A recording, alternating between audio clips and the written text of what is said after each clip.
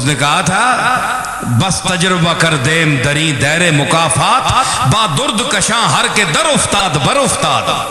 हाफिज ने कहा कि मुकाफात में बड़ा तजुर्बा किया है, ये दैरे मुकाफात है ना, बदला यही मिल जाता है इंसान को। जो किसी का हक दबाए, जो यतीमों का माल खाए। कितने क्या हो शकील, ठीक है खलील, ठीक है ना। तो मतलब है आपके इलाकों में भी ऐसी चीजें हैं कि जो गरीबों का माल खाते हैं, यतीमों का माल खाते हैं, और उनके यतीम रिश्तेदार जो हैं वो दूसरों के मदरसों में पलते हैं जाकर। समझ आई? तो ये फरमाया कि वो लोग याकुलून फी बुतूनहिम इल्ला नार, वो खाते हैं अपने पेटों में अंगारे, भर रहे हैं अंगारे, आग के अंगारे, जो यतीम का माल खाते हैं। ठीक है ना।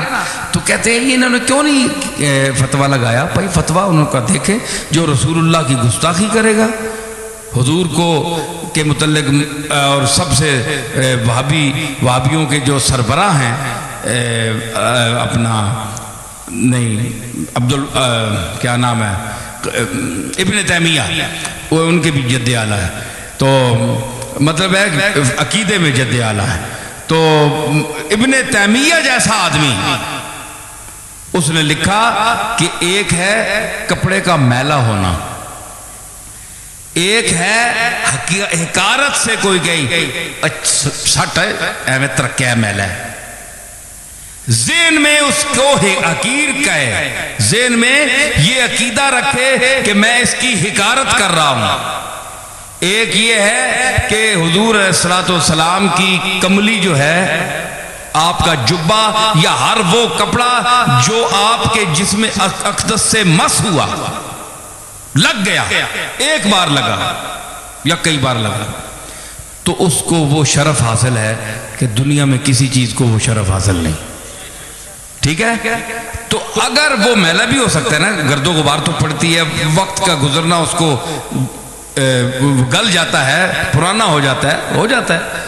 तो अगर कोई शख्स, ये इब्न तैमिया लिख रहे हैं, तो कहता है कि अगर कोई शख्स मैला समझ कर कहे यार ये तो बहुत मैला हो गया, पुराना है, गालिबन आपका इस्तेमाल शुदा है, वक्त भी गुजर गया, चलो ये तो ठीक हो गई।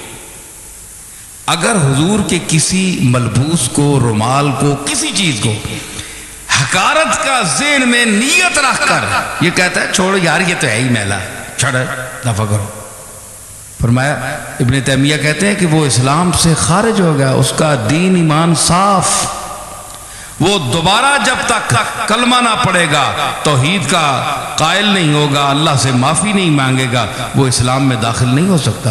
क्योंकि उसने जनाब रिसालत मआब की एक इस्तेमाल शुदा चीज़ की तौहीन की है और नीयत में तौहीन थी। तो हज़रत पीर मेरे अली शाह रहमतुल्लाह अलैह, ये कभी आपने ऐसा नहीं किया कि जो भी हो, चाहे वहाबी हो चाहे कोई भी हो, एक शख्स जो गुस्ताखी रसूल कर रहा है तो आप उसको मुसलमान समझेंगे, ये बात भी नहीं है। लेकिन ये छोटे मोटे मसलों पर जो मोहरें उठी हुई हैं जनाब, ये भी किसी ने किया, कोई 11वीं को नहीं मानता जी वो भी काफिर है, कोई फलानी चीज को नहीं मानता वो भी काफिर है, जो अजान के पहले अस्सलातु वस्सलाम या रसूलुल्लाह नहीं पढ़ते या इसको मना करते हैं वो भी काफिर है। ये कोई बात नहीं है, ये कोई ऐसी बातें नहीं है कि आप इनको कतियात में समझें और इस वजह से इतना इख्तिलाफ डालें कि एक तरफ कलाशकोपें आपने उठाई हुई हैं, लड़ाइयाँ हो रही हैं, कत्लो गारत हो रहा है, तो ये क्या फसाद है? ये कोई चीज़ें नहीं है, सिवा ज़ात अल्लाह के बाद हुजूर अलैहिस्सलातु वस्सलाम की ज़ात है, उसका एहतराम आप पर भी फर्ज है, हमारा भी फर्ज है। लेकिन हुजूर ने यह भी फरमाया कि मुझको इतना ना उठाओ, इतनी तारीफ ना करो कि मुझे अल्लाह के जो हैं अपने ईसा अलैहिस्सलाम और उज़ैर के साथ मिला लो, जिस तरह उन्होंने अपने उज़ैर और ईसा को अल्लाह का बेटा कह दिया था, मुझे भी तुम अल्लाह के साथ मिला दो कि अल्लाह और मुझ में कोई फर्क ही ना रहे। यह भी मना है, यह सरकार ने मना फरमाया है, हुजूर का हुक्म है, बंदा बंदा है, अल्लाह अल्लाह है। समझ आई? ये सरकार की तालीम है, तो ये सरकार की अपनी तालीमात पर हमें चलना चाहिए। इतना भी ना आप बढ़ाएं कि कल हमें क़यामत के दिन हुजूर के सामने आप हुक्म दे के इनको जूते मारो। तो उस मोहब्बत का क्या फायदा?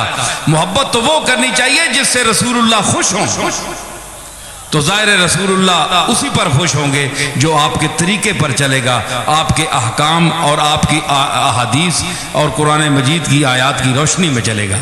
तो इलाके में जो ऐसे लोग जो मुख्तलिफ बोलियां बोल रहे हैं और इस दौर में बड़े अकीदे नए नए आ रहे हैं, कल वो लोग, ये कोरक के लोग बैठे हैं मेरे सामने, इलाके के लोग बैठे हैं बादिये के, तो इनमें वो लोग भी हैं जिनकी माएँ बहनें बुजुर्ग जो हैं एक सलफ सालेहीन के तरीके पर आ रहे थे, लेकिन आज उनकी औलादें उनके साथ मिलकर, चंद लोगों के साथ मिलकर, तो उनके अकीदे बदल गए हैं। वो जनाब घर में आकर माँ को भी डांटते हैं कि ये अम्मा क्या करती हो, ये तो गलत है, ये अंगूठे क्यों चूमती हो, ये क्या करती है, ये गलत है।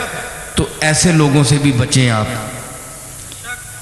अंगूठे चूमना फर्ज नहीं है, लेकिन कमली वाले का एहतराम है इसमें, समझ आई? आप अपनी माँ और दादियों को भी तो देखें, मैंने कई खिताबों में नई बात की है कि अगर उंगलियां अंगूठे चूमने से कोई फायदा नहीं है, ठीक है ना हो, लेकिन आप अपनी दादी को भी देखें ना कि 80 साल की उम्र ने उसको ऐनक की जरूरत नहीं पड़ी। तो क्या है, आपकी नानी अम्मा अंगूठे चूमती थी, सरकार का नाम आता था तो सदके जाती थी। अल्लाह ने रसूलुल्लाह के नाम चूमने के सदके उसकी उम्र को, उसकी नजर को मरते दम तक सलामत रखा। ये अकीदे भी खत्म ना करो। ये नई पोच को ये जो नए लोग आकर तालीम दे रहे हैं कि ऐसा ना करो, ऐसा ना हो, कहीं ऐसा ना हो जाए, कहीं ऐसा ना हो जाए, इनसे भी बचो।